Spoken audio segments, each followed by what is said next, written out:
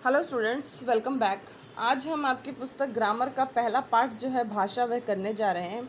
इसमें क्या है देखिए, अगर आप लोग अपनी बुक में बेटा जूते उठाकर सही जगह पर रखो, कमरा साफ करो, यहाँ पर दिया हुआ है आपको। अब यहाँ देखिए, पहले चित्र में माँ बोलकर बेटे को कमरा साफ करने के लिए समझा रही है और बेटा सुनकर कमरा साफ कर रहा है। दूसरे चित्र में अध्यापिका लिखकर बच्चों को समझा रही है और बच्चे उसे पढ़कर समझ रहे हैं।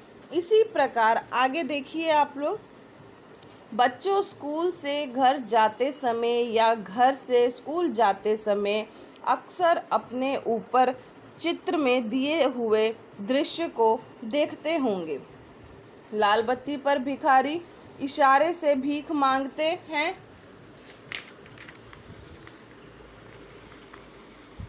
पर वह भाषा नहीं होती।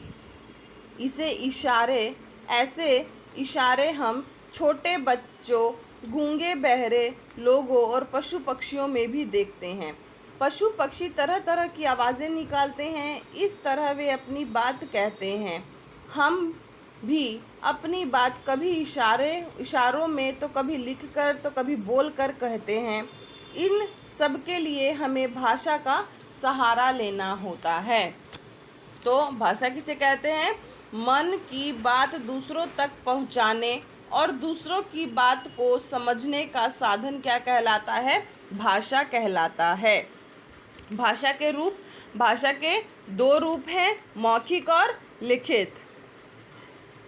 जब हम बोलकर अपनी बात दूसरों तक पहुंचाते हैं और दूसरों की बात को सुनकर समझते हैं, तो वह भाषा जो है वह मौखिक रूप कहलाती है। भाषा का कौन सा रूप कहलाती है? मौखिक। जब हम पत्र द्वारा या किसी भी लिखित रूप द्वारा अपनी बात को दूसरों तक पहुंचाते हैं, तो दूसरा उसे पढ़कर उसका अर्थ समझता है, वह भाषा का लिखित रूप कहलाता है। यहाँ पर कुछ इम्पॉर्टेंट टॉपिक है, ये देखिए। पूरे राष्ट्र या देश में बोली जाने वाली भाषा राष्ट्रभाषा कहलाती है। पूरे राष्ट्र या देश में बोले जाने वाली भाषा जो है वह क्या कहलाती है? राष्ट्रभाषा कहलाती है। हमारे देश के बहुत से राज्यों में हिंदी भाषा बोली जाती है, इसलिए हमारी राज्य भाषा क्या है? हिंदी है।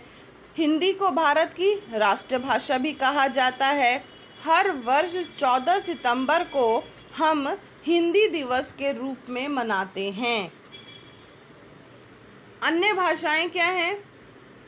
संसार में बहुत सी भाषाएं बोली और लिखी जाती हैं। भारत में विभिन्न राज्यों के लोग रहते हैं, इसलिए यहाँ पर लोग हिंदी भाषा के साथ साथ अपने राज्यों की भाषा का भी प्रयोग करते हैं। आपने अपनी कक्षा में बहुत से ऐसे बच्चे देखे होंगे जो अलग अलग राज्यों से आए हैं। जैसे कोई महाराष्ट्र का है, कोई पंजाब का है, कोई गुजरात का है, तो कोई बंगाल का है। सबकी अपनी अपनी भाषाएं हैं।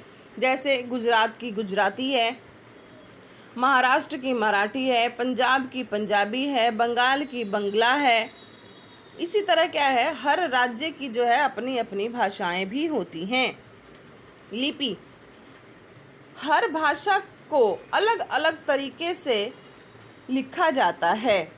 लिखने का यह ढंग क्या कहलाता है? लिपि कहलाता है। यहाँ आप देख सकते हैं, जैसे कि 100 रुपये का नोट है, यहाँ पर क्या है, हर जगह की अपनी लिपि लिखी हुई है।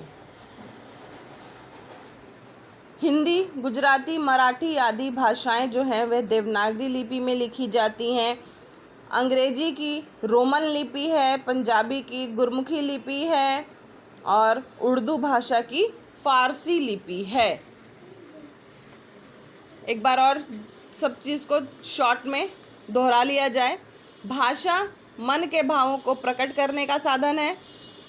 अपने विचार बोलकर या लिखकर प्रकट कर सकते हैं। हम दूसरों के विचारों को सुनकर और पढ़कर समझ सकते हैं। मौखिक और लिखित भाषा, लिखित जो है वह भाषा के दो रूप हैं। लिखने के ढंग को हम क्या कहते हैं? लिपि कहते हैं। ये था आपका व्याकरण का पहला पाठ भाषा।